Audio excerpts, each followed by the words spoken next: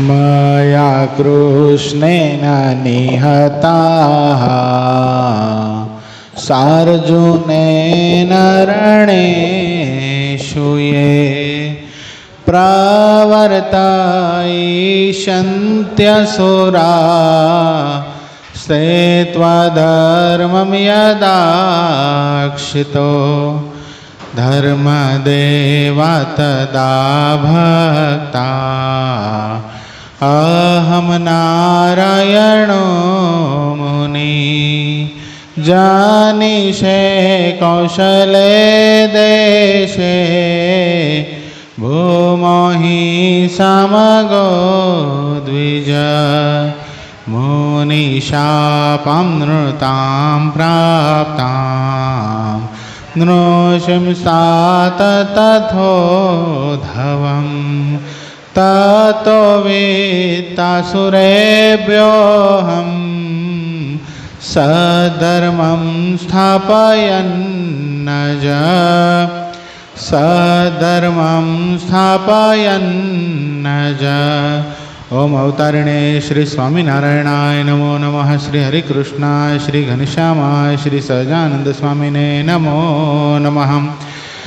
આપણા મંદિરમાં બિરાજમાન થઈ આપણને સૌ કોઈને પોતાના દર્શનનો અખંડ સુખ આપતા એવા આપણા સૌ કોઈના ઈષ્ટદેવ પ્રાણ પ્યારા મહાશ્રેય મૂર્તિ સંકલ્પ સિદ્ધ શ્રી સ્વામિનારાયણ ભગવાન આપણા ઉપર જેમની અપાર કરુણા રહેલી છે એવા આપણા સૌ કોઈના ગુરુશ્રી પ્રાતસ્મરણીય પરમ વંદનીય મહામુક્તરાજ પરમ પૂજ્યપાદ સદગુરુ સ્વામી નિત્ય સ્વરૂપદાસજી સ્વામી, આપણા મંદિરના મહંત સ્વામી પૂજ્યપાદ હરિચરણદાસજી સ્વામી, આપણા મંદિરના કોઠારી પૂજ્ય પાર્ષદવર્ય હરેશ ભગત, પૂજ્ય પરમ સુખ સ્વામી, પૂજ્ય રામાનુજ સ્વામી, પૂજ્ય દિવ્ય સ્વામી, પૂજ્ય શાંત સ્વામી, પૂજ્ય ધર્મજીવન સ્વામી, પૂજ્ય વિદેહી ભગત, પૂજ્ય સંજય ભગત આદિ તમામ સંતો પાર્ષદોના શ્રી ચરણોમાં માનસિક સાષ્ટાંગ દંડવત પ્રણામની સાથે વાલા વાલા બધા જ ભક્તો હૃદયપૂર્વક જય સ્વામિનારાયણ। છેલ્લો પ્રશ્ન શું હતો ગઈકાલે યાદ રહ્યો?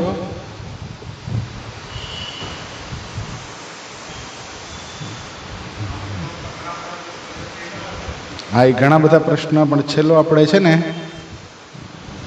હમણાંનો સ્વભાવ હોય તે કેમ જાણવો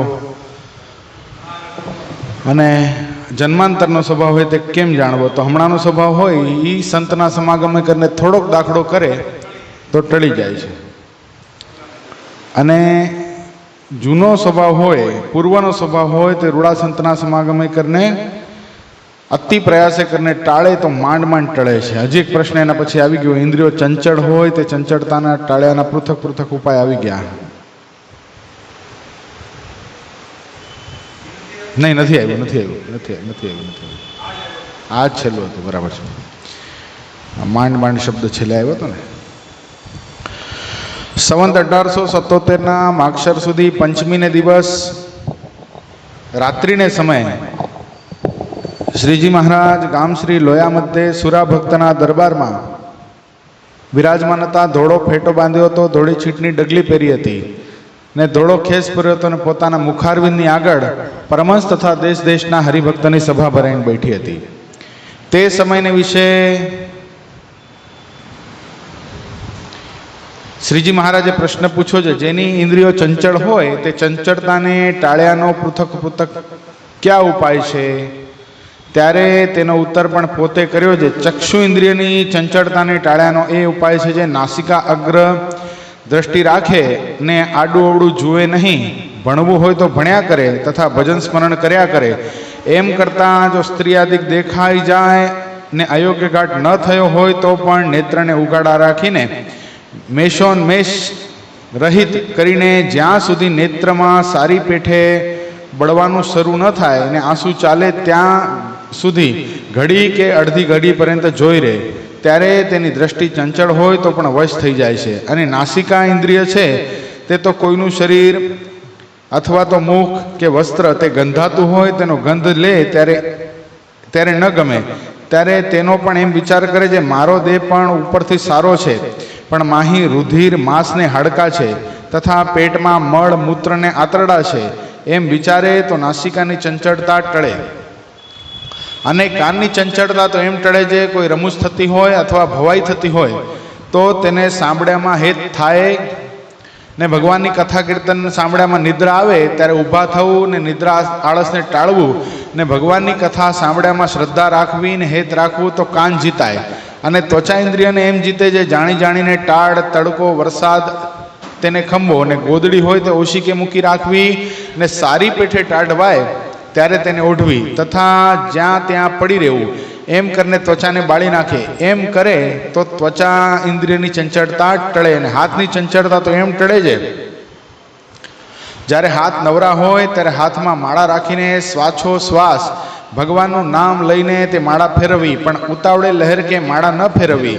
અને કેટલાક તો એમ કહે છે જે મને કરને નામ બધું લેવાય. એ વાત ખોટી છે. જેટલા જીભે કરને લેવાય છે તેટલા જ નામ મને કરને લેવાય છે. એમ કરે તો હાથની ચંચળતા ટળે. અને પગ ચંચળ હોય તો આસન જીતવું તો પગ જીતાય. અને શીશના ચંચળ હોય તો જેમ ઝીણી ખસ હોય ને રાતી ધાધર હોય તેને ખંજોળીએ તો લોહી નીકળે ત્યાં સુધી ખરજ ટળે નહીં. અને જો ન ખંજોળીએ હોય તો એમને એમ બળી જાય. તેમ શીશના ઇન્દ્રિયમાં ચળ આવે તો પણ તેને હાથે કરીને અડે નહીં. અને જો શિષ્ણમાં વાયુ ભરાતો હોય તો આહાર થોડો કરે ને ઉપવાસ કર્યા કરે અને દેહને બળહીન કરી નાખે તો શિષ્ણ જીતાય. અને જીવા ઇન્દ્રિયને જીતવી તે તો વસ્તુ જીભે કરીને ગમતી હોય તે વસ્તુ તેને ન આપવી અને આહાર યુક્ત કરવો તો જીવાની ચંચળતા ટળે. અને વાણી ચંચળ હોય તો એમ ટળે છે મુક્તાનંદ સ્વામી જેવા વાત કરતા હોય તથા કથા વાંચતા હોય તે વચમાં પોતે ડાપણે કરીને બોલવું નહીં. અને જો વચમાં બોલાઈ જાય તો 25 માળા ફેરવવી તો વાણીની ચંચળતા ટળે. આ ઇન્દ્રિયોની ચંચળતા ટાળવા 5 જ્ઞાન ઇન્દ્રિય ને 5 કર્મ ઇન્દ્રિય એ કેવી રીતે ટળે? તો પહેલાં તો આંખ બતાવી. આંખને જીતવાનો ઉપાય શું બતાવ્યો? નાસિકા અગ્ર દ્રષ્ટિ રાખે, એટલે વધારે દૂર દૃષ્ટિ જોવે નહીં. હાલતા ચાલતા આપણે જતા હોઈએ, દાખલા તરીકે શિવલાલ શેઠનું દ્રષ્ટાંત બહુ સરસ મજાનું છે. શિવલાલ શેઠનો ક્રમ હતો પોતાના ઘરેથી પોતાની પેઢીએ જવું, પેઢીએથી મંદિરે જવું, સંત સમાગમ કરવો અને પાછું ઘરે આવી જવું. એમાં ઘટના ઘટી, પોતે રસ્તામાં હાલ્યા જતા હતા પોતાના મુનિમની સાથે અને છીંક આવી. છીંક આવી તો ઊંચું જોવાઈ ગયું તો પોતાની બાજુમાં જ્યાંથી હાલ્યા જતા હતા, રોજનો રસ્તો હતો, ત્યાં 3-4 માળનું ઇમારત ખડકાઈ ગયું હતું. એટલે શિવલાલ શેઠે પેલા મુનિમને પૂછ્યું કે આ ક્યારે ખડકાણું? એટલે કે તમે રોજ સાહેબ આ રસ્તેથી ચાલો છો, તમને ખબર નથી? આનું કામ તો 6 મહિનાથી ચાલે છે. એટલે એનો મતલબ શું થાય કે કેટલું નાસિકા અગ્ર દ્રષ્ટિ કરીને જગત પોતાની અંદર જાય નહીં એનું અનુસંધાન રાખતા હશે. એટલે એવી રીતે જીવે તો શું થાય? ચક્ષુ ઇન્દ્રિય જીતે. આડું ઓડું જોવું નહીં, ભણ્યું હોય તો ભણ્યા કરે તથા ભજન સ્મરણ કર્યા કરે. એમ કરતાં સ્ત્રીયાદિક દેખાઈ જાય ને અયોગ્ય ઘાટ ન થયો હોય તો પણ નેત્રને ઉગાડા રાખીને મેષ રહિત કરીને જ્યાં સુધી નેત્ર સારી પેઠે બળે ને આંસુ ચાલે ત્યાં સુધી ઘડી કે અડધી ઘડી પર્યંત જોઈ રહે. એટલે ત્રાટક કરવું ભગવાનના મૂર્તિની સામે. ક્યાં સુધી કરવું? તો આંખમાં આંસુ ચાલે ત્યાં સુધી ત્રાટક કરવાની વાત કીધી છે. બહુ સરસ એક આપણા સનાતન ધર્મનું દ્રષ્ટાંત છે. નરેન્દ્ર એટલે સ્વામી વિવેકાનંદજી જ્યારે અમેરિકા ભણવા ગયા ત્યારે પોતે ભણતા હતા અને ધાબા ઉપર બેસીને ભણતા હતા, ટેરેસ ઉપર. અને વરસાદ આવવા લાગ્યો તો પોતે જ્યાં ભણતા હતા ને એની સામેની ટેરેસ, એટલે પોતાની સામે જે ઘરની સામેની ટેરેસ હોય ધાબુ, એના ઉપર કપડાં સુકાતા હતા. તો એક સ્ત્રી કપડાં લેવા માટે આવી. તે કપડાં ઉતારવા માટે આવી, કપડાં પલળી ન જાય એટલા માટે. તે કપડાં ઉતારતા વરસાદનું ઝાપટું થોડુંક વધી ગયું એટલે પેલી સ્ત્રીના જે શરીર ઉપર જે કપડાં હતા ને એ બધા પલળી ગયા અને શરીરે ચોંટી ગયા. હવે નરેન્દ્રએ આ જે આખું જે ચિત્ર છે એ જોયું, પણ એના મનમાં આ સંકલ્પ કંઈક અયોગ્ય ઘાટ ન થયો. પણ તોય પણ એણે શું કર્યું? પોતાની આંખમાં ચટણી આંજી દીધી. પણ જો કે મહારાજે એવું આપણને કરવાની ના પાડી છે, પોતાના શરીરનું છેદન ન કરવું, અંગને કંઈ કાપવું નહીં, અથવા તો એવી રીતે દંડ ન દેવો. મહારાજે અહીંયા જે ઉપાય બતાવ્યો ને એ કરવો. શું થાય? ભગવાનની મૂર્તિ પણ હૈયામાં જાય અને નેત્રને દંડ પણ દેવાઈ જાય. અદ્ભુત મહારાજે ઉપાય બતાવેલો છે.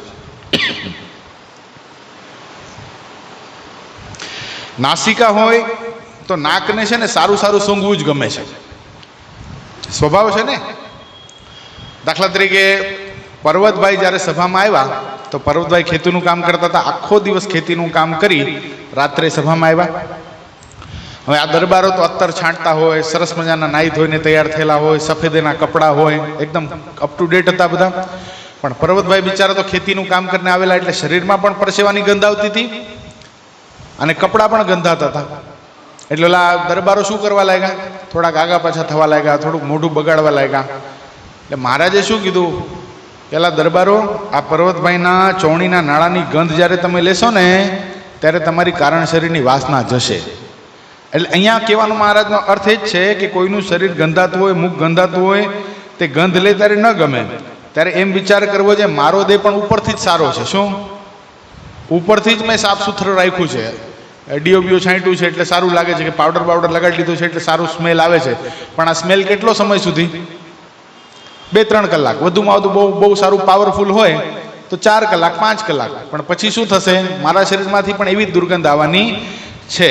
એટલે અંદર તો રુધિરમાંસ મળમૂત્રને હાડકા છે એમ વિચાર કરીને નાસિકાની ચંચળતાને ટાળી નાખે. ને કાનની ચંચળતા એમ ટળે છે કોઈની રમૂજ થતી હોય અથવા ભવાઈ થતી હોય. ક્યારેક નહીં આપણે ફ્રેન્ડ બધા મિત્રો ભેગા થઈ જતા હોઈએ તો શું થઈએ? રમૂજે ચડી જાય તો એ ભૂલાઈ જાય કે આપણે ભગવાનના ભગત છીએ. એ કક્ષાની હલકી કક્ષા સુધી વાત કરી નાખીએ જે આપણને શોભે નહીં, આપણને ભગત કેવડાવે નહીં, ત્યાં સુધીની વાત થઈ જતી હોય. ત્યારે શું મનમાં વિચારવું? ત્યારે તેને સાંભળ્યામાં હેત થાય અને ભગવાનની કથા કીર્તન આવે તો શું થાય? ઊંઘ આવી જાય, કંટાળો આવે. શું કામ? કે આ અમાયિક છે ને ઓલું શું છે? માયિક છે. ને જીવનો સહજ ઢાળો છે અનાદિકાળનો કે માયિક એને વસ્તુ ગમે છે. ત્યારે ઊભું થવું ને નિદ્રા આળસને ટાળવીને ભગવાનની કથા સાંભળ્યામાં શ્રદ્ધા રાખવી. જો આમાં એક બહુ સરસ મજાનું દ્રષ્ટાંત છે. થાણા ગલોલના માવા ભગત સદગુરુવર્ય ગુણાદિતાનંદ સ્વામીના કૃપાપાત્ર શિષ્ય હતા. બરાબર છે? એટલે રઘુરજી મહારાજે ગુણાદિતાનંદ સ્વામીને કીધું કે અમારા જે ગાદીવાળા છે અને સાથે સાંખ્યોગી બહેનો છે એને જુનાગઢ દર્શન કરવા માટે આવવું છે, તો કોઈક વિશ્વાસુ માણસ તમે એને મોકલો લેવા માટે. તે ગુણાદિતાનંદ સ્વામી કે આ માવા ભગત છે એ સ્થિત પ્રજ્ઞ છે, એને કાંઈ ખબર પડતી નથી બીજી, એ ભગવાનમાં વૃત્તિ રાખશે ને ગાડું ચલાવ્યા જશે, એ જાઓ માવા ભગત લઈ આવો. હવે માવા ભગત પણ રાજી થયા કે સાથે ગાદીવાળા છે, સાંખ્યોગી બહેનો છે, તો ભગવાનની વાતો કરશે, ભગવાનના ચરિત્ર કહેતા રહેશે, કીર્તન ભક્તિ કરશે તો આનંદ આવશે ને રસ્તો કપાઈ જશે, કંઈ ખબર પડશે નહીં. ઓલા ગાડામાં બેઠા થોડીક વાર થઈ એટલે પછી થોડીક વાર તો ભગવાનની વાત કરી હશે પણ બીજી ત્રીજી વાતો ચડી ગયા. માવા ભગતના મનમાં થઈ ગયું કે આ બધું શું? એણે શું કર્યું? કેટલી શક્તિ હશે વિચાર કરો. કાનની વૃત્તિને ખેંચી લીધી, સંભળાય જ નહીં કાંઈ. હવે રસ્તામાં હવે વડતાલથી જુનાગઢ અત્યારે લાંબુ પડી જાય તો તે વખતે ગાડામાં બેસીને જવું કેટલું લાંબુ પડતું હશે. તે રસ્તામાં બહેનોને બિચારાને લઘુ શંકાય કે બાથરૂમ જવું કે પાણી પીવા જવું હશે. ઓલા કે ભગત ઊભા રાખો, ગાડું જ ન ઊભું રાખ્યું. છેક જુનાગઢ આવ્યું ત્યારે ઊભું રાખ્યું. એટલે પછી થોડોક સમય થયો એટલે રઘુવીરજી મહારાજ આવ્યા જુનાગઢ. એટલે રઘુવીરજી મહારાજને ગુણાદિતાનંદ સ્વામીએ પૂછ્યું કે ભાઈ કેમ થયું? ગાદીવાળા આવ્યા છે, સાંખ્યોગી બહેનો આવ્યા, કંઈ તકલીફ તો નથી ને? કે સ્વામી આમ તો કંઈ તકલીફ નથી પડી, પણ તમે લેવા કોને મોકલ્યા હતા? એ કે માવા ભગત હતા. કેમ શું થયું? એ કે બહુ સારા ભગત છે એ તો કે એમ ભગત બહુ સારા પણ કાંઈ કાનમાં તકલીફ છે, એમને સંભળાતું નથી એવું કાંઈ છે? કે ના બરાબર સાંભળે છે. તો કે કેમ શું થયું? કે આ સાંખ્યોગી બહેનોને ને આ ગાદીવાળાને રસ્તામાં જરાક ફ્રેશ થવા ઊભું રહ્યું હતું પણ સાંભળ્યું જ નહીં કાંઈ. ગાડું ચલાવ્યા ગયા. પછી સ્વામીએ માવા ભગતને બોલાવીને પૂછ્યું કે બધી વાત શું છે? એ કે મારા મનમાં એમ હતું કે કથા કીર્તન થશે પણ આ તો પછી જગતની વાતો કરવા લાગ્યા હતા, એટલે મેં શું કર્યું? કાનની વૃત્તિ ખેંચી લીધી. એટલે આવી રીતે કાન જીતાય. જો ઘણીવાર એવું હોય કે કાંઈ વાત થતી હોય ને આપણું મન ક્યાંક બીજે હોય ને તો કોકે વાત કરી હોય ને એ આપણને યાદ રહે નહીં. શું કામ? આપણી અરાજકતા એટલે આપણી કદાચ વૃત્તિ નથી અને એબસેન્ટ માઇન્ડેડ છીએ તો બી વાત આપણે નથી સાંભળી શકતા. તો આપણે ધારીએ કે મારે આ વાત નથી સાંભળવી તો આપણામાં એટલી શક્તિ છે કે આપણે કાનની વૃત્તિ પાછી વાળી શકીએ.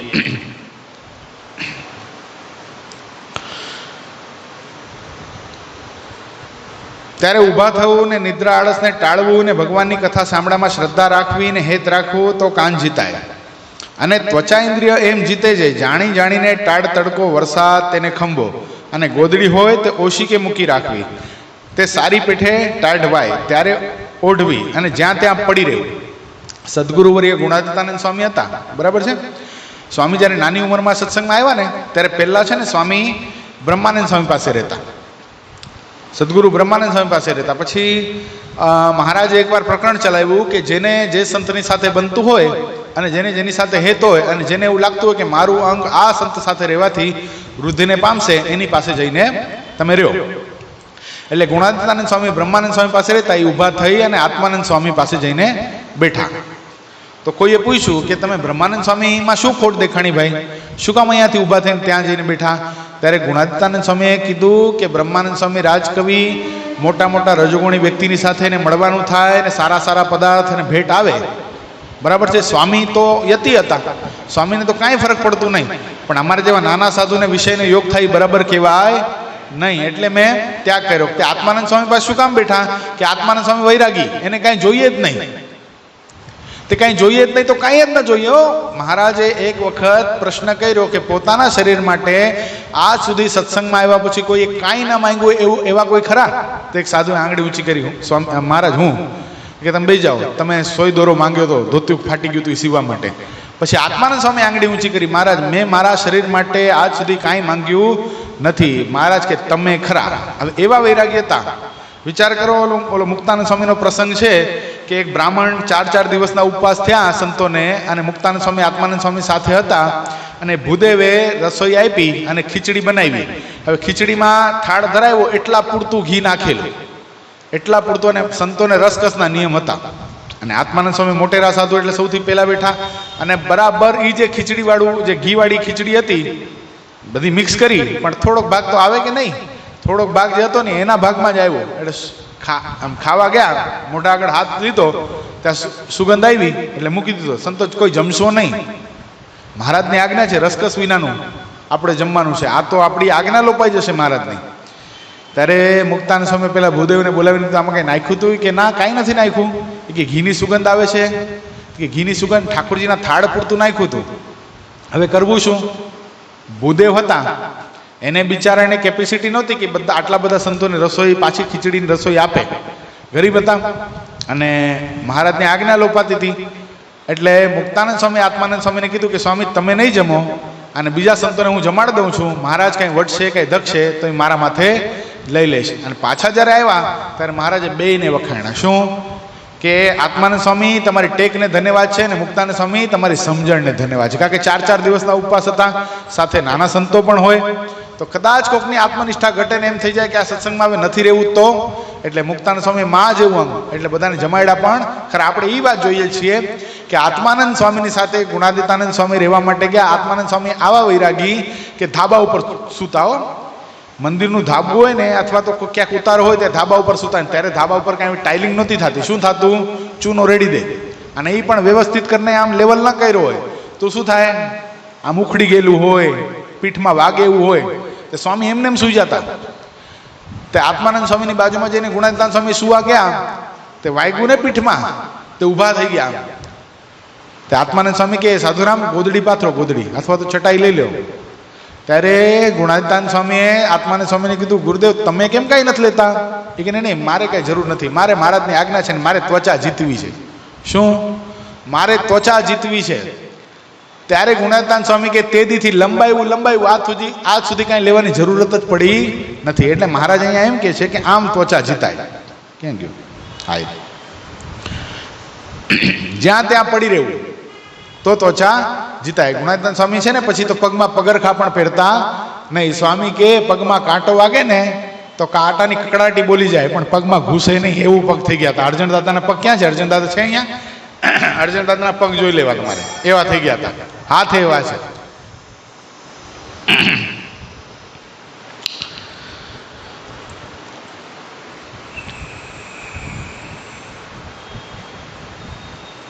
એમ કરીને ત્વચાને બાળી નાખે. એમ કરે ત્યારે ત્વચા ઇન્દ્રિયની ચંચળતા ટળે, અને હાથની ચંચળતા તો એમ ટળે છે. હાથ જ્યારે નવરા હોય ત્યારે હાથમાં માળા રાખીને શ્વાસોશ્વાસ ભગવાનનું નામ લઈને માળા ફેરવવી, પણ ઉતાવળે લહેર કે ન ફેરવી. ફાસ્ટ બહુ નહીં જાવ, કારણ કે ગરમ થઈ જાય. હટ પારા પટ પારા તારા પછી મારા વારા, એમ નહીં. સ્વામિનારાયણ સ્વામિનારાયણ વ્યવસ્થિત નામ બોલાય એવી રીતે માળા ફેરવી, એમ અહીંયા મહારાજ કહે છે. અને કેટલાક એમ કહે છે જે મને કરને તો નામ વધુ લેવાય. આપણે ઘણીવાર આ સાંભળ્યું હશે કે મનમાં ભલે આમ જીભ ન હલે, મન મોઢું ન લે, પણ માળા ફેરવતા ફેરવતા મનમાં નામ લેવાતું જાય. સ્વામિનારાયણ સ્વામી. ભજન ઉત્તમ છે, જીવમાં ભજન થાય છે, પણ નામ સરખા જ લેવાય છે. કોકને આમ આદત અને કોકને જીભ હલાવવાની આદત હોય, કોકને મનમાં કરવાની આદત હોય, પણ નામ તો સરખા જ લેવાય છે બધામાં. જેટલા જીભે કરીને લેવાય છે તેટલા જ મને કરીને લેવાય છે. એમ કરે તો હાથની ચંચળતા ટળે ને પગ ચંચળ હોય તો આસન જીતવું તો પગ જીતાય. અને શિષ્ણ ચંચળ હોય તો જેમ ઝીણી ખસ કે રાતી ધાધર તેને ખંજોળીએ તો લોહી નીકળે, અને જ્યાં સુધી ખરજ ટળે નહીં અને જો ન ખંજોળીએ તો એમને એમ બળી જાય. ઘણીવાર જો આ વરસાદના સિઝનની અંદર ઘણાને ઓલું બેક્ટેરિયા થઈ જતું હોય તો હવે એ કેવી વસ્તુ છે, કંટ્રોલ ન થાય એટલે એ સહેજે ખંજોળ થઈ જાય. પણ એનું સાયન્સ એવું છે કે કદાચ એને ટચ ન કરો ને તો થોડીક વારની અંદર એ બેક્ટેરિયા પોતે મરી જાય છે અને પોતે સારું થઈ જાય. જો કે અત્યારના તો બહુ ભયંકર થઈ ગયા છે, એના માટે એન્ટીફંગલ ડ્રગ લગાડવી જ પડે. પણ અહીંયા તે વખતની વાત છે કે શિશ્નમાં જો કદાચ વાયુ ભરાતો હોય તો પણ શું કરવું? આહાર ઓછો કરવો. આહાર ઓછો કરવો તો ઉપાસકને દેહને બળહીન કરી નાખે તો શિશ્ન જીતાય. અને જીવા ઇન્દ્રિય જીતવી હોય તો જે વસ્તુ જીભને ગમતી હોય તે વસ્તુ તેને ન આપીને આહાર યુક્ત કરવો તો જીવવાની ચંચળતા ટળે. અને વાણી ચંચળ હોય તો એમ ટળે. જે મુક્તાનંદ સ્વામી જેવા વાત કરતા હોય અને કથા વાંચતા હોય અને વચમાં કદાચ ભૂલથી બોલાઈ જાય તો શું કરવું? 25 માળા ફેરવાનો મહારાજ કે નિયમ રાખવો તો વાણીની ચંચળતા ટળી જાય છે. અને વળી શ્રીજી મહારાજે પ્રશ્ન પૂછ્યો છે, જે સર્વ ઇન્દ્રિયો છે તેમાંથી એકને પરિપક્વ જીતે તો સર્વ ઇન્દ્રિય જીતાય એવી કઈ ઇન્દ્રિય છે? ત્યારે તેનો ઉત્તર પણ પોતે જ કર્યો છે, એક જીવવાને પરિપક્વ જીતે તો બીજી સર્વ ઇન્દ્રિય જીતાઈ જાય છે. આને આ વાત મહારાજે શિક્ષાપત્રીમાં પણ બતાવી. મહારાજ કે સર્વ ઇન્દ્રિયાની જીયાણી રસનાતુ વિશેષતઃ એટલે શું? અને વાત મહારાજે મધ્ય પ્રકરણના 15મા વચનમાં બતાવી. મહારાજ કે સ્વાદ ઇન્દ્રિય કેમ ટળે? તો મહારાજ કે બધું ચોળી મેળવી અને એક પાત્રની અંદર 3 ચાપા પાણી નાખીને નિસ્વાદી કરીને જમે તો સ્વાદ ઇન્દ્રિય ટળી જાય છે. એટલે રસના જીતવાથી બધું જીતાય છે. ત્યારે પછી શ્રીજી મહારાજે પ્રશ્ન પૂછ્યો છે, જે પુરુષને અંતરમાં કામ વ્યાપ્યો હોય તેને બહારથી કેમ જાણીએ? જેને કામ વ્યાપ્યો છે અને એનું અંગ તો વસ્ત્રમાં ઢાંકેલું હોય ત્યારે એનો ઉત્તર પણ પોતે કર્યો છે, જેને કામ વ્યાપે તેના નેત્ર આદિક જે સર્વ ઇન્દ્રિય તે ચંચળ થઈ જાય, ચકળવકળ જોવા લાગે, એનાથી કંટ્રોલ થઈ શકે નહીં. તેમ જાણવું છે આ કામે કરીને વ્યાકુળ થયો છે. સદગુરુવર્ય રામાનંદ સ્વામી ગામડા ફરતા હતા. તે ગામડા ફરતા ફરતા એક ગામમાં ગયા. એની સાથે એક નવો ત્યાગ આશ્રમમાં આવેલો મુમુક્ષુ આત્મા હતો. બિચારો પાર્ષદ થવા આવેલો, પણ જે ગામમાં ગયા ત્યારે આવી વ્યવસ્થા નહોતી કે સ્ત્રી ભક્તોની સભા અલગ ને પુરુષ ભક્તોની સભા અલગ. આમ અલગ બેસતા હશે પણ આ જે પડદાની સિસ્ટમ ને એવું બધું નહોતું ત્યારે. એટલે એમાં બરાબર એક યુવાન સ્ત્રી એ બી કથામાં આવે અને એ બરાબર અનન્ય આશ્રિત સમર્પિત રામાનંદ સ્વામીને, અને કથા વાર્તા સાંભળવામાં આવે. પણ આ જે ભગત હતા, જે નવા મુમુક્ષુ, એની દ્રષ્ટિ એની સામે ગઈને રૂપમાં મન લોભાણું. હવે એની કથામાં મન ન લાગે. કથા સાંભળે એટલી વાર ઘડી ઘડી ગમે એમ કરીને મિસ લઈને એ જોઈ લે, ગમે એમ કરીને જોઈ લે. હવે સ્વામીને ખબર પડી ગઈ કે આ ભાઈને આ સ્ત્રી પ્રત્યે મન બગડ્યું છે. એટલે સ્વામીએ શું કર્યું? પેલા સ્ત્રી જે બેન હતા એને બોલાવ્યા અને કીધું કે 7 દિવસ સુધી તારે કથામાં આવવાનું નથી. હવે ઓલા તો વચનની મૂર્તિ હતા, જેમ કહ્યું એમ કરે. એટલે કે જી સ્વામી તમે જેમ કહ્યું એમ હું કરીશ. એ કે ખાલી 7 દિવસ આવવાનું નથી એમ નહીં, 7 દિવસ સુધી જુલાબ લેવાનો છે, રેસ લેવાનો છે, અને કાંઈ ખાવાનું નથી. 7 દિવસના ઉપવાસ કરવાના અને જુલાબ લેવાનો. અને જે જુલાબ લ્યો એ તમારે ફેંકવાનું નથી, એના માટલા ભર લેવાના. વિચાર કરો એ બેન કેટલા બધા નિસંશય હશે. વગર વાંકે આટલો બધો દંડ દીધો ઓલા ભગતને સમજાવવા માટે. હવે દંડ કોને મળ્યો? વાંક કોને? દંડોલાને. વિચાર કરો. તોય પણ ઓલા બેન નક્કી કર્યું. હવે આ ભગતને તો બરાબરનો કામ વ્યાપી ગયો હતો. હવે બીજે દી આવ્યા નહીં તો જોયા રાખે કેમ દેખાતા નથી, કેમ દેખાતા નથી. એના ત્રીજે દિન આવ્યા, ચોથે દિન આવ્યા, પછી મન મારી નાખ્યું કે હવે કદાચ નહીં આવે, જવા દે. 8મે દી પેલા બેન આવ્યા, આવીને સભામાં બેઠા. ઓલા ભગતને અંતરમાં આશા તો હતી કે કદાચ આવશે, કદાચ આવશે. આવ્યા ખરા પણ આ ભગતથી ઓળખાણા નહીં. શું કામ? 7 દિવસનો આ ઉપવાસ અને 7 દિવસ જુલાબ લીધા અને બધું શરીરમાંથી નીકળી ગયું. તો શરીર છે, ચામડું છે ને એ હાડકાને ચોંટી ગયું અને આંખો નીચે કાળા કાળા ધબ્બા થઈ ગયા, ડાર્ક સર્કલ કહેવાય ને એવું થઈ ગયું. અને મોઢું એકદમ આમ બીમાર હોય એવું થઈ ગયું, એટલે ઓળખાણા નહીં. પછી સભા પૂરી થઈ એટલે રામાનંદ સ્વામી બધાને જવાની આજ્ઞા કરી, પણ આ બંનેને બેસાડ્યા. ભગત તમે બેસજો, અને પેલા બેનને કીધું તમે બેસજો. રામાનંદ સ્વામી કીધું ભગત તમે જેને ગોતો છો ને એ બીજા કોઈની ઓલા બેન છે. આ ભગત તો થોડા શરમાઈ ગયા કે ના ના સ્વામી હું કોઈને નહોતો જોતો. એ કે નહીં નહીં, હું તમારો ગુરુ છું, મને બધી ખબર પડે, તમે ઓલા બેનને જ જોતા હતા. હવે ઓલા બિચારે નિષ્કપટ થઈ જવું પડે. એટલે ઓલા ભગત તરત બોલ્યા કે એ તો સ્વામીજી એ ગુરુદેવ આવા નહોતા લાગતા, એ તો બહુ સ્વરૂપવાન હતા, રૂપનો અંબાર હતા. ત્યારે કે સાચી વાત છે, રૂપનો અંબાર હતા, પણ તને જેમાં મોહ થયો છે ને એ તને બતાવું શેમાં થયો છે. પેલી બેનને કીધું આ પાર્સલ લાવી છે કે આ લાવી છું એ બતાવવાને. પેલા માટલા સામે ધર્યા, મોઢું ખોલ્યું ને ત્યાં ગંધાણું, આ કેવી વાસ આવે કે બસ આમાં જ મોહ થાય છે. એટલે કામ માત્ર આમાં છે. શું છે? કામ માત્ર આમાં છે. એટલે અહીંયા બહુ સરસ વાત મહારાજ બતાવે છે કે કામ વ્યાપ્યો હોય. આપણે એ વાત જોતા હતા કે ચકડ વકડ એની દ્રષ્ટિ થઈ જાય, નેત્ર ચંચળતાને પામી જાય. કારણ કે જે શરીરનું જે અંગ છે એ તો વસ્ત્રમાં ઢાંકેલું છે, એમાંથી ખબર ના પડે, પણ એના નેત્રની સામે જુએ તો ખબર પડી જાય કે આ ભાઈનું મન અત્યારે ક્યાંક વિષયમાં આસક્ત થયું છે. અને વળી શ્રીજી મહારાજે પ્રશ્ન પૂછ્યો છે, જેનો ચંચળ સ્વભાવ હોય તેને શાંત થવું, અને જેનો શાંત સ્વભાવ હોય તેને ચંચળ થવું તે ક્યાં વિચારે કરીને થાય? ત્યારે તેનો ઉત્તર પણ પોતે કર્યો છે. જે ચંચળ હોય તે એમ વિચારે છે, હું તો આત્મા છું, બ્રહ્મ છું, અલિંગ છું અને આકાશની પેટે સ્થિર છું. એવા વિચારને કરીને ઉપશમ અવસ્થાને પામે.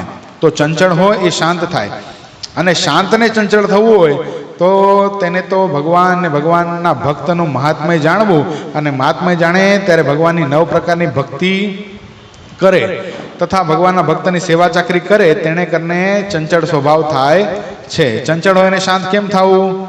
તો વિચાર કરવો શાંત થવા માટે, હું તો આત્મા છું, સ્થિર છું, અલિંગ છું, એમ વિચાર તો ઉપશમ અવસ્થાને પામે. અહીંયા ઉપશમ અને અમદાવાદના બીજામાં ઉપશમ, બે ઠેકાણે ઉપશમ શબ્દ મહારાજે પોતાના વચનામૃતમાં, આખા વચનામૃતમાં 2 ઠેકાણે વાપરેલો છે.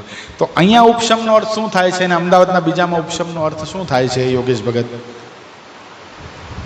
અહીંયા ઉપશમ એટલે પોતે જે સ્થિતિમાં છે એ સ્થિતિમાંથી એણે ચંચળતાનો ત્યાગ કરી અને સ્થિર થવાની વાત છે, આત્મા સામે દ્રષ્ટિ રાખવાની વાત છે.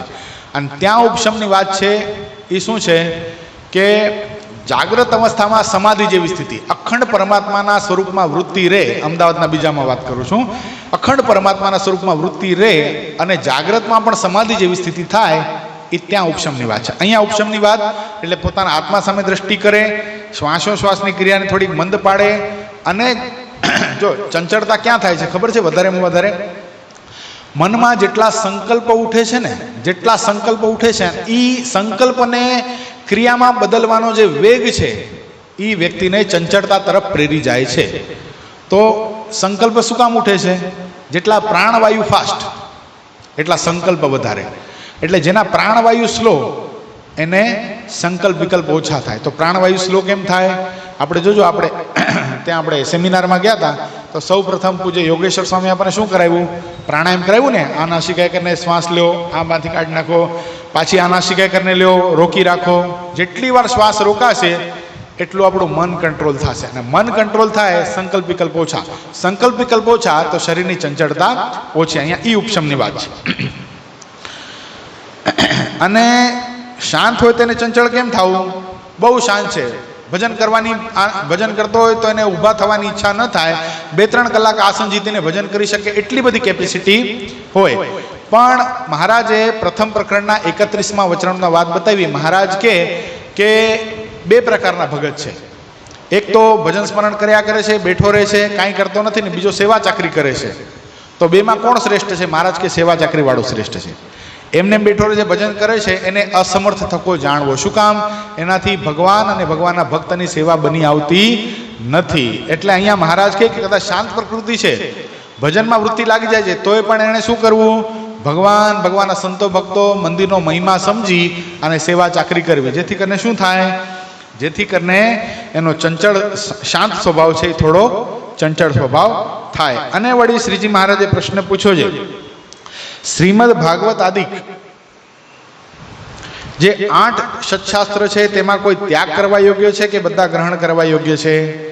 8 સત્શાસ્ત્રના નામ ભગવાન સ્વામિનારાયણે વડતાલ પ્રકરણના 18મા વચનામૃતમાં આપેલા છે. 8 સત્શાસ્ત્ર ક્યાં? તો વેદ, વ્યાસસૂત્ર, વિદુરજીએ કહેલી નીતિ, એ 8 સત્શાસ્ત્ર છે. ક્યાં ક્યાં છે જોઈ લઈએ. ખબર છે કોઈને?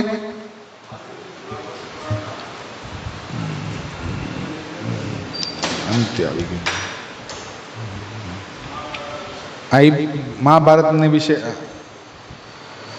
એક મિનિટ આવી રહ્યો. વેદ, વ્યાસસૂત્ર, શ્રીમદ ભાગવત પુરાણ, મહાભારતને વિશે વિષ્ણુ સહસ્ત્રનામ, ભગવદ્ ગીતા, વિદુર નીતિ, સ્કંદ પુરાણ, વિષ્ણુખંડ માયલું, વાસુદેવ મહાત્મય, યાજ્ઞવલ્ક્ય ઋષિની સ્મૃતિ, એ 8 સત્શાસ્ત્ર તે જાણવા. હવે આ 8 સત્શાસ્ત્ર છે એમાંથી બધા જ ગ્રહણ કરવા યોગ્ય છે કે કોઈ ત્યાગ કરવા યોગ્ય છે? આવો પ્રશ્ન છે, મહારાજનો પોતાનો જ પ્રશ્ન છે. ત્યારે તેનો ઉત્તર પણ પોતે કર્યો છે. સર્વે ગ્રંથમાં પણ અનેક પ્રકારના પ્રકરણ છે, અલગ અલગ પ્રકારના પ્રકરણ આવે. તે સર્વે પ્રકરણે કરીને ભગવાનને પામ્યા જે ભક્ત તેમના અંગ કયા છે, માટે એ સર્વે ગ્રહણ કરવા યોગ્ય છે. પણ સર્વ પ્રકરણમાંથી જે પ્રકરણ પોતાના અંગમાં મળતું આવતું હોય તેને ગ્રહણ કરવું ને બીજાનો ત્યાગ કરવો, અને એમ જાણવું છે એ તો છે સાચું, પણ બીજા ભક્તને અર્થ છે પણ મારા અર્થે નથી. આનો અર્થ શું થાય? સીધી ભાષામાં કહીએ તો પૂજ્યપાદ ગુરુ રોજ ઘર સભાની અંદર વ્યસનનો ત્યાગ કરજો, ગુટકા તંબાકુ ખાતા નહીં, આ બધું સ્વાભાવિક રીતે જનરલ ઉપદેશ આપતા હોય તો એ સાચું જ છે ને ભાઈ. પણ આપણે ન ખાતા હોય તો આપણા અર્થે નથી, બીજા માટે છે. જેને કદાચ વ્યસન છે, બિચારો મુમુક્ષુ છે, પણ એને ત્યાગ કરવો છે, તો આવા સદગુરુઓને હિંમત આપે તો ત્યાગ કરી શકે. તો આપણા માટે શું છે? મુક્ત ભાવનું ભજન કરવું, અખંડ ભગવાનને ધારવા, ભગવાનને ભેટવા, 21 વાર માળા ફેરવવી, 21 વખત માળા ફેરવતા ફેરવતા 1 મિનિટનું ધ્યાન કરવું, એ આપણા માટે છે. એટલે ઘર સભા આખી છે તો સાચી, પણ એમાંથી પોતાના અંગને રૂચતી જે વસ્તુ આપણે ગ્રહણ કરીએ છીએ, એમ મહારાજ કે અહીંયા 8 સત્શાસ્ત્ર છે એ છે તો પ્રમાણભૂત જ, પણ આમાંથી પોતાના અંગની જે વાત હોય એ ગ્રહણ કરવા યોગ્ય છે બધી જ સાચી, પણ બીજા ભક્તને અર્થે છે પણ મારા માટે નથી, એમ સમજવું. અને વળી શ્રીજી મહારાજે પ્રશ્ન પૂછ્યો છે, આ તમે સર્વે જે નાના નાના છોકરા બેઠા છો, શું કીધું? નવા વિદ્યાર્થી સંતો આવ્યા છે, નાના નાના છોકરા બેઠા છો, તેમાંથી કોઈકને તો આ સર્વ સંત પ્રમાણ કરે છે અને કોઈકને નથી કરતા, અને સર્વની અવસ્થા સરખી છે, સંગ પણ એક સરખો છે, ભોજન, વસ્ત્ર, ઉપાસના, શાસ્ત્ર, ઉપદેશ, મંત્ર એ સર્વના એક સરખા છે, તો પણ જે ન્યૂન અધિકપણું રહી ગયું છે તેનું શું કારણ છે? શું પ્રશ્ન આવ્યો યોગેશ ભગત?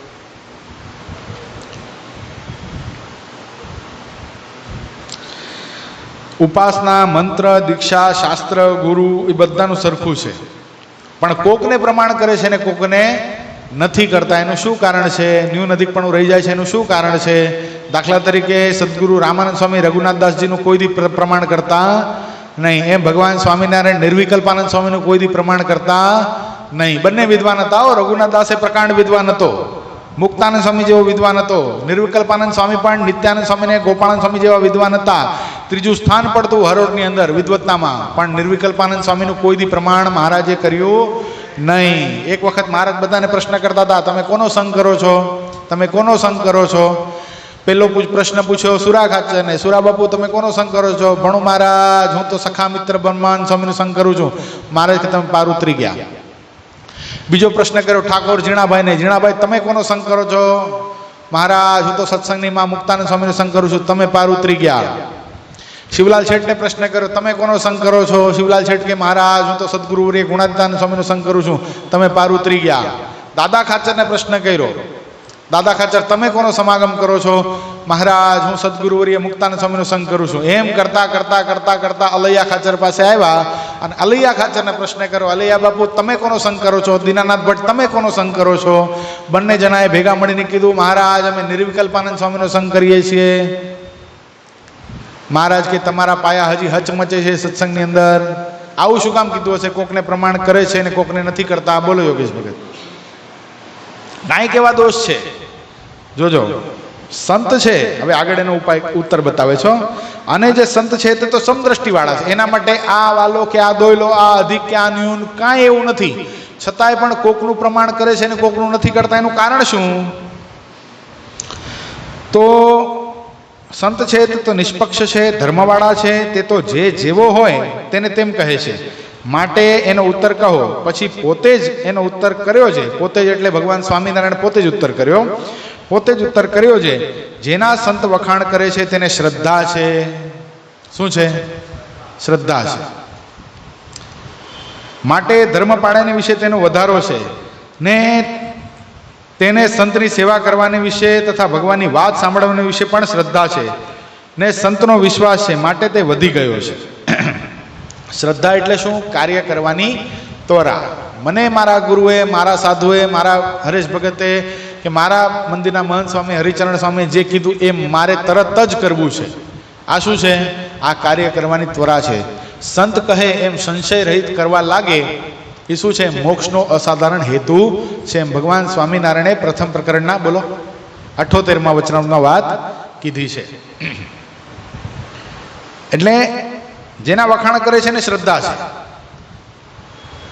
માટે ધર્મ પાળવાની વિશે પણ એનો વધારો છે, અને સંતની સેવા કરવાની વિશે પણ અને ભગવાનની વાત સાંભળવાની વિશે પણ શ્રદ્ધા છે અને સંતનો વિશ્વાસ છે, માટે તે વધી ગયો છે. અને આવા સમાગમમાં, હવે જોજો, મહારાજે એવા સમાગમ નથી કીધું, આવા સમાગમ એટલે આ યાવતચંદ્ર દિવાકરો આવા તો એમને એમ રહેશે. એટલે મહારાજ કે તમને આવો સમાગમ મળ્યો છે, કારણ કે આવી વચનામૃતની કથા તમારી સામે થાય છે. આવી વચનામૃતની કથા જો થતી હોય તો તમને આવો સમાગમ મળ્યો તો જ થતી હોય. એટલે આ મહારાજ અહીંયા શું કહે છે? આવા સમાગમમાં રહ્યો થકો વધ્યો નહીં, તે શ્રદ્ધા રહી છે એમ જાણવું. હવે આવા સમાગમમાં રહ્યા પછી આપણે કદાચ આપણે અહીંયા એ સમજવાનું કે આવો સમાગમ પ્રાપ્ત થયો અને આપણે કદાચ વધી ન શકીએ તો આપણને પ્રાપ્ત થયેલી જે વસ્તુ છે, આપણને પ્રાપ્ત થયેલા જે ભગવાન, આપણને પ્રાપ્ત થયેલા જે સદગુરુ, જે સંતો, એમાં ખોટ નથી, પણ આપણી શ્રદ્ધામાં ખામી છે. તો શ્રદ્ધા કેમ વધે?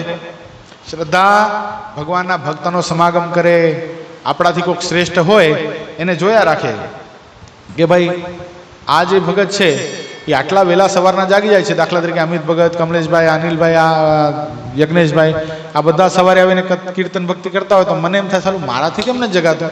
માંડ 5:30 પોણા 6 થાય તો બી એમ થાય કે હજી થોડીક વાર સૂઈ જવું જોઈએ. તો આ લોકો બધા કેમ કરતા હશે? મને ખરેખર હૃદય ઉપર હાથ રાખીને કહું, શાસ્ત્ર ઉપર હાથ રાખીને કહું કે ઘણી વાર એવું થાય કે યાર આ લોકો કેમ કરતા હશે આવું? આ થતું કેમ હશે આ લોકોથી? આ કેટલી સરસ ભગવાનની ભક્તિ કરે છે.